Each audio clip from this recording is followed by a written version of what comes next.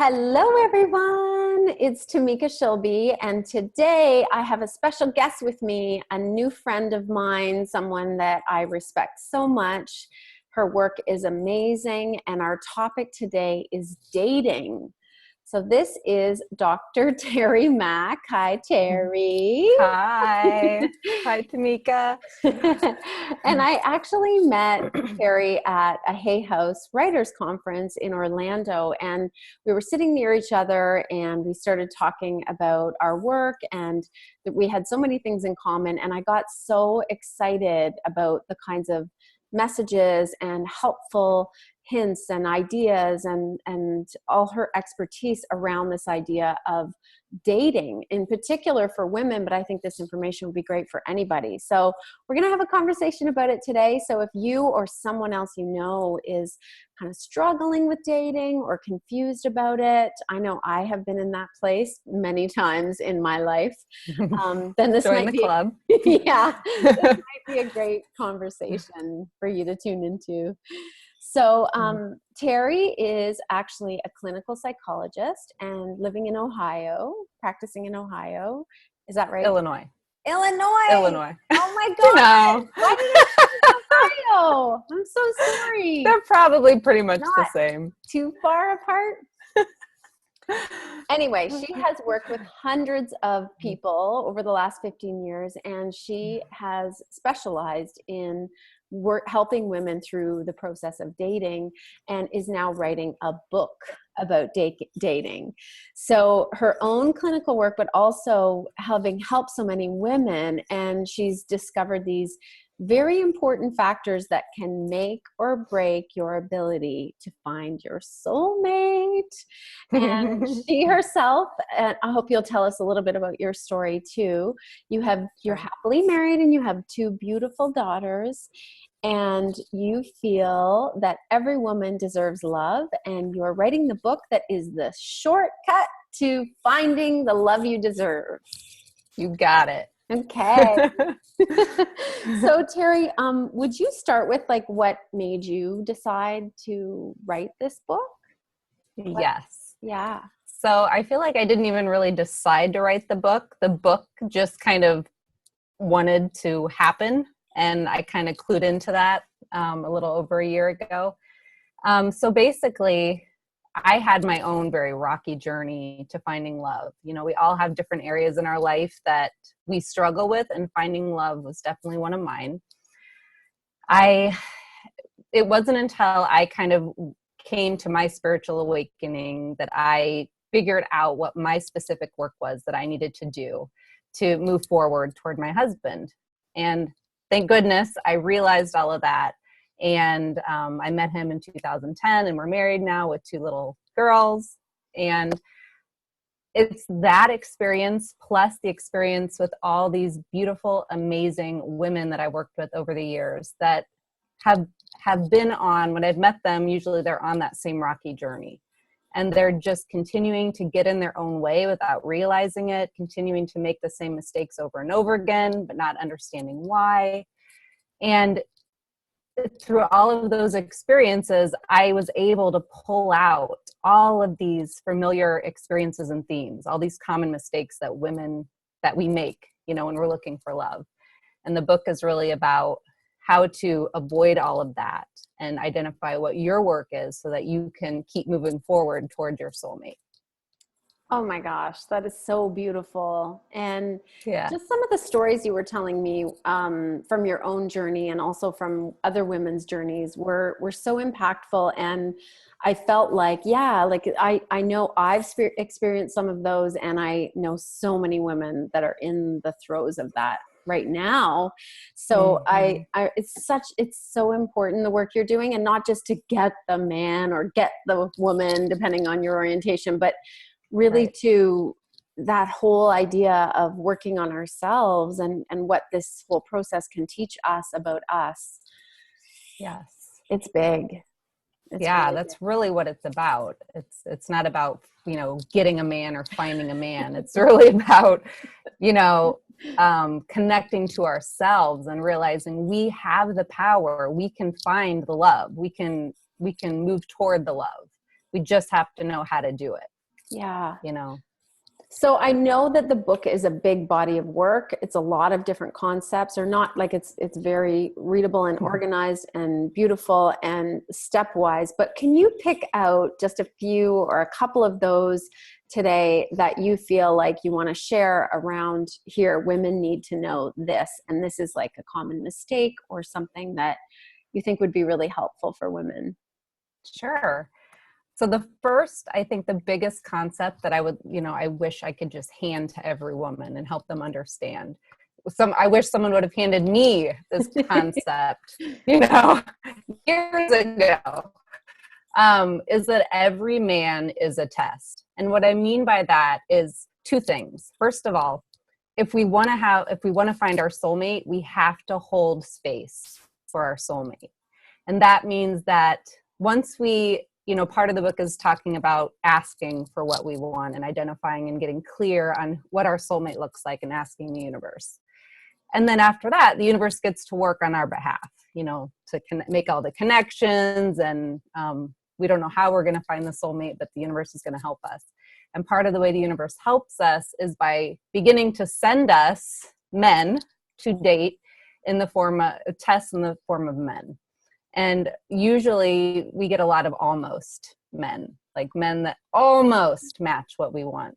And it's really hard to say no, to say, oh, he's so perfect, but he doesn't want to have kids. And I know I really want to have kids. So it's not a match and I have to move on. So part of the test is moving on, when it's clear that somebody isn't treating us the way we deserve to be treated, or they can't give us what we want. But the second part of the test, and that's what the bigger book is about, each chapter is kind of a common mistake or area of work that we as women need to work on. Some of us need to work on some things and not others. But so each man gives us an opportunity to do our specific work. And the book will help you figure out what that is, whether it's pacing, partner choice, and how our unconscious chooses men. We say we want one thing, but we keep feeling attracted to another kind of man, or choosing a different kind of man that can't really give us what we want. So each time we meet somebody, we get a chance to do something differently and break the old pattern, either to slow down our pace or to set better boundaries or to communicate more. Whatever it is, our work is specific to us. And if we can do the work, then we continue to move forward. And if we continue to move forward, we will figure out soon enough if this guy is the guy for us. Once I started to see that in my own life, I have so many stories about the final test before my husband. And it's just so clear now, but I wish I had known that years before, when I was dating and making all the same mistakes over and over again. So that's probably the biggest concept that I would want to hand to women. I love that. Yeah, there's so much opportunity here. Okay, would you mind picking out the pacing one and Sure. just saying a little bit about that? Because you mentioned it and it's so juicy, and I think it's so hard. Oh my God, it's sometimes. so hard. So pacing was definitely an area of work that I needed to work on, and I finally realized that. So the thing is, we meet somebody and we like them, we have a connection, we have chemistry, and we feel like, oh my God, if it's good now, like it's just going to get better. If we just spend a bunch of time together, like that's all I want to do. But actually, a relationship needs room to grow and breathe, and we need to let it have that room. So if you're spending all of your time together, the relationship doesn't have any room to breathe. And eventually, fear is going to kick in for either you or the other person. And fear, I'm telling you, comes in all forms. We do not recognize it as fear. It can come in the form of like all of a sudden not being attracted to this person. It can come in the form of like all of a sudden being so aware of how needy this person is, or all their flaws that we didn't notice at first. And our unconscious is going to be telling us like, abort, like get the hell out of here. um, and the other piece, so it's spending time together, but also how soon we have sex. And I know some people hate this. This isn't about the rules or like a certain rule book. It's really about paying attention to what you want and letting emotional intimacy grow so that it can hold all the awkwardness of sex and physical intimacy. And again, if you have sex too soon, fear is going to enter the picture for one or both of you. So, things are going great. You're seeing each other a lot. You're having sex and it feels so good. And then all of a sudden alarm bells are going to start going off for one or both people. And someone is going to start pushing away. So if you're not really attuned to the pacing that you take in relationships, you're going to ruin any chance of a budding relationship. So pacing is so important, and it's so hard to do because it feels unnatural, and you want to see someone all the time. To pull back and say, no, I'm only going to see you, a couple times a week for now. I'm going to take my time. Yeah, this is huge. And I think, I think it is a little bit different for women, at least the women that I work with. And I've had this experience myself. When we open our bodies to someone, like we are the container. And so like physically, that's how it works, even on a physical level. But energetically, psychologically, emotionally, we open ourselves up. Whereas the male, if it's a hetero relationship, I want to acknowledge all the relationships types. But if it's a heterosexual relationship, we, the man is actually leaving something behind, but we're taking it in. So then we have this energy with us that I love what you said about fear will kick up or fear will come in because we're holding something. And if we don't, it's not about being prude or being religious or something like that. It's like, are you ready to hold that? Are you really ready to hold that? Mm-hmm. Right. And the other piece is if we move to sex too quickly, in the beginning of a relationship, we're seeing what we want to see. We're not seeing clearly. We see what we want to see. And if you add sex into that, all clear vision goes out the window. And the problem with that is, you never really know somebody until you have your first conflict. There is so much to be learned about the person you're dating and the safety of the relationship when the first conflict occurs. And if you're already having sex, it's going to be a lot harder to step away or set boundaries or to say, this isn't going to work for me. Because once you have sex, you're more attached and you're more invested in being in this relationship. And that's such a common mistake that I see happen over and over again. I love this. And one that I used to make.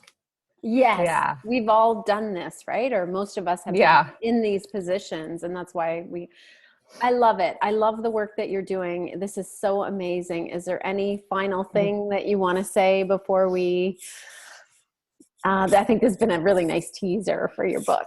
Everybody to read it. Thank you. No, I think, the book is really just about empowering women to do their work and find the relationship that they want. And that's the message. But there's a specific way to go about that. Yes. And if you want to read more, I have a blog. It's called The Path of Joy. Probably if you Google it, it won't come up, but it's thepathofjoy.com.